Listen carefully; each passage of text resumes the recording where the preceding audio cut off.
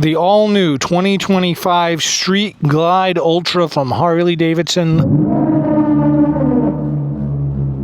Hey, it's Pete with BackDraft Bikes, and today we are going to ride the Harley-Davidson 2025 Street Glide Ultra. So here's a quick walk around the exterior. You can really see those saddlebags on these things are just amazing. There's a luggage carrier on the top. These open up to give you a tremendous amount of space on the inside. You can put 2 full-size helmets just in the top box itself. The bags also give you side bags also give you a tremendous amount of storage as well. The bike is very well balanced and set up for 2-up riding and touring, which is kind of always the way the Street Glides have been. They're more focused on comfort instead of sporty handling and speed. So I really like these bikes a lot, especially the updated looks of the 2025. You can see they've changed a little bit, especially on like the bat wing. Like I said before, it's sculpted differently now, so you don't get as much buffeting. Forged aluminum rim really looks sharp on this bike as well. And you've got your two-tone with a pinstripe from the factory. So really slick. All right, let's ride. Now you remember this model used to be called the Electra Glide. This is now the Ultra, and it's the first time Harley's ever made this model with this platform. What's the hype about on this bike? This has the Milwaukee 8 117, which is a really nice motor. It's got some pretty good power.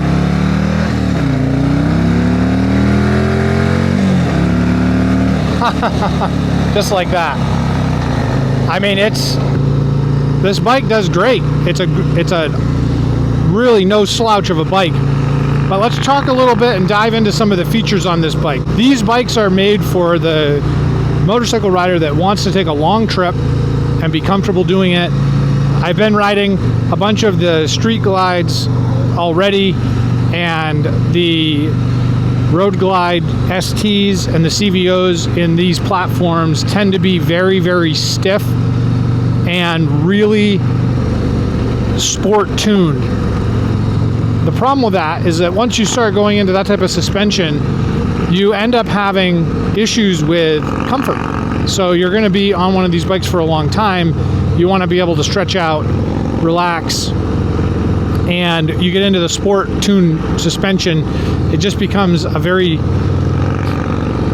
bumpy ride, and after an hour or two of being on the bike, you just want to get off and stretch. So with this bike here, this is designed for your long-term cruising and road trips, and I think that Harley does a great job with these bikes. I mean, I am 6'4". I got plenty of room in the cockpit on this, and with a set of highway pegs on this, you could pretty much fall asleep. It's like I'm sitting in a couch.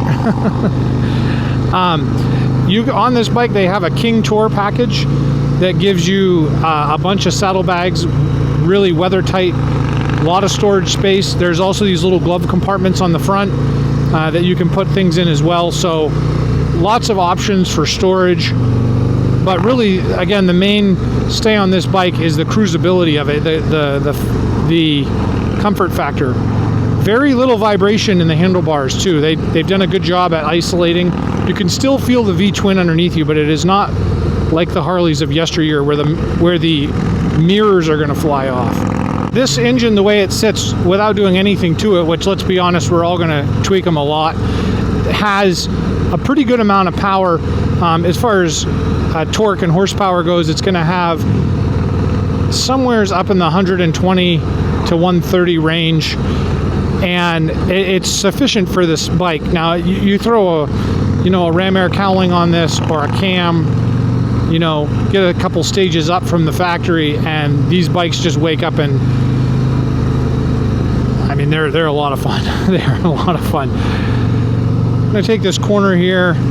This bike is also like 880 pounds, somewhere around there. They are not light bikes. Okay, we're in first gear.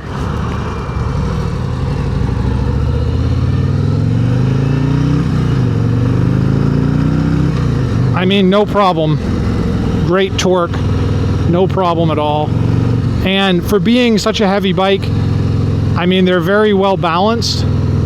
They handle well for the size. They're not as good handling as the sport versions of these, the STs, but I mean, I would much rather have the comfort over that. and then tune the suspension to my liking. These do have Showa rear shocks with remote reservoirs, so there are some adjustability to it. There's quite a bit of things that you can do to adjust the rear. One of the things that Harley also talked about on this model that is a big improvement is the sculpting of the batwing itself to reduce helmet buffering with the wind and things. And I can, from the rides I've been on this bike, you can feel there's quite a difference. And I run a dual sport type helmet with a visor on the top, and that is really susceptible to getting pushed around by the wind. And I really don't have any of those issues on this bike at all at highway speeds. One of the other things Harley's doing too is you'll see this familiar infotainment screen, really nice set of gauges. Everything is digital. It's bright enough that you can see no problem in bright sunlight like it is today, and everything is kind of standardized across the Harley line as far as what you expect to see, but there's a lot of customization that you can do on these bikes as well, as far as your route guidance and things like that. Also, these will support Apple CarPlay too, so you can have your cell phone connected in and doing your navigation if you can use Waze or something like that. I mean, it just works really well for that. Controls are familiar, so you have like very similar controls to all of the other bikes as well. The modes on these, you have sport, road, rain, and then sometimes on the factory demo rides they lock out the other customizable ones, but usually you can customize a couple sets as well. The seat height on this bike is about 26 inches, so really no problem whatever your height is. I have a 36-inch inseam, so this bike is obviously no problem at all for me as well. There are so many cops out here. Oh, and he just pulled him over. Let's go check it out. Watch this. Watch this. It doesn't get any better than this. So the guy is sitting down here with his radar gun, and you can't see him in the trees. That guy just ripped around all of these at like Mach 10. And he just steps out in front of traffic and says, "Come to daddy." And is he even getting like arrested? Wow. Okay, back to the Street Glide. So one of the nice things in this bike that you're really looking at too, as far as the long-term cruisability, this bike has 6 gallons of fuel capacity, which is a lot. In fact, it's more than most bikes have. I don't know what that would relate to in real range miles, but I mean, it's pretty significant. The differences between the modes is a little bit noticeable, but I have to say, I feel like the difference is in the control of the throttle. It just makes it a little bit more snappier, because the road mode versus the sport mode, this is a drive-by-wire throttle system. So if they just remap the way that the throttle acts, it makes your bike feel like it has a lot more power, but you're actually just opening the throttle quicker. So with this one right now, it's a little bit more jerky down low, which if you're going over bumps and you're doing this at the same time, it kind of gets old after a while. I do like the sport mode on the Harley that I have, the Pan America, because the suspension changes so you can feel it stiffen up, and it's just a lot more fun to ride. But anyways, well, that's my thoughts on this bike. I think this is a solid platform. Again, if somebody's trying to get into the cruising market, they want a bike that is comfortable. It's moderately priced at $30,000 plus or minus, depending on what you do to it, which is obtainable by many.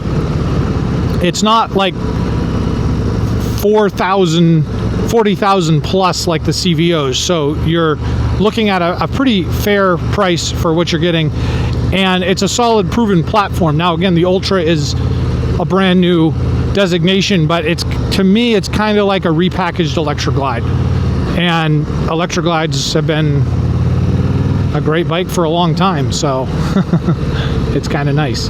To me, this is a super solid platform because it's not absurdly expensive and it's comfortable to ride, and it has a lot of power with the Milwaukee 117. I mean, I think it's I think it's a solid bike.